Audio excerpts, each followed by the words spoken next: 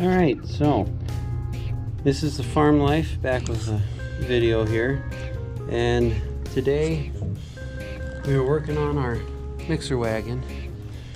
The reason being is both the augers that we tore out, that would be right here where I am, they were getting worn out, and this angle iron here, where it comes where the top of the top here, it acts as a shear, and it is worn out. This is just gone and packed full of feed.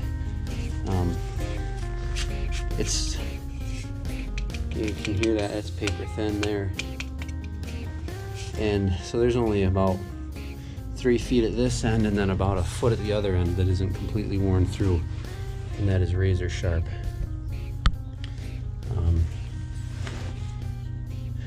And then these walls here,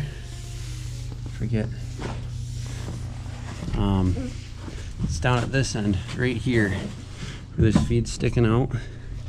There is parts that are welded on the outside that have, and this is where they wore, so that's split and that's thin as well. I can actually flex the wall of the wagon, and this angle iron here is gone, all the cracks, worn out. And then also down in that bottom corner there, it's got a hole from wear. So what we are going to do is we're going to put in some more of this stainless steel liner you see. We're going to line up here and probably in here, and then cover up that corner so it doesn't wear anymore.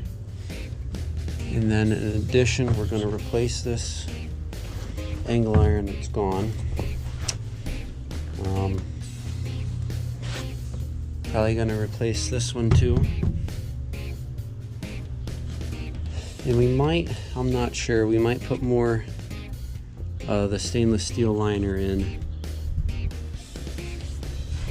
Maybe a little bit right here in this corner. I'm not sure where that's all gonna go, but we're definitely gonna fill this gap in all the way down, and most likely this one too.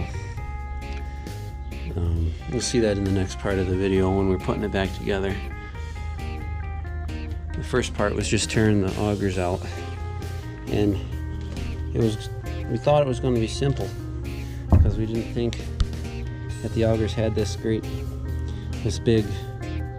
I don't know what you call it, plate that actually went into the auger.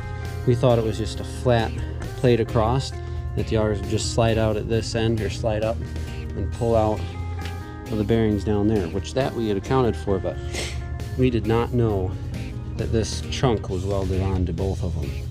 So that made it a lot harder. We actually had to go in the back and take the chains and the sprockets and the bearings off so we could slide these plates back enough to get the augers to pop out. That's why we had to do a lot of prying down at this end. And the bottom, just to give you an idea of wear, these bolts, we had to torch them off because we couldn't get a wrench and a socket to stay on them. These are cooled down now. You just see how rounded those corners are. And here's one of the top auger nuts in comparison. I mean, it's quite the difference there. So, and it's the same with the heads on the bolts. I mean, it's pretty much gone. So, and these bolts back here that held the bearings on the lower ones are gone.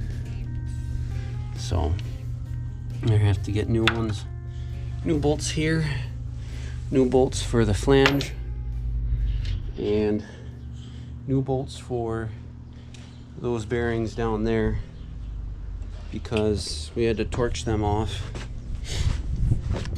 So yeah, well, we'll probably, it looks like, no, that's just a weld spot there. But yeah, wherever the steel liner or the stainless steel liner isn't, this wagon is worn out.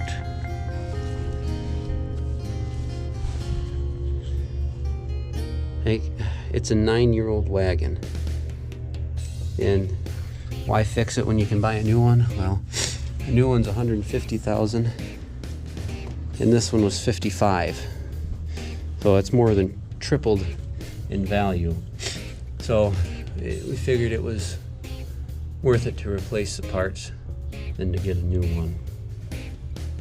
And you can see where this steel line or the stainless steel liner is. I mean, and that's replaceable. So, and then where this liner wasn't, it's just worn through.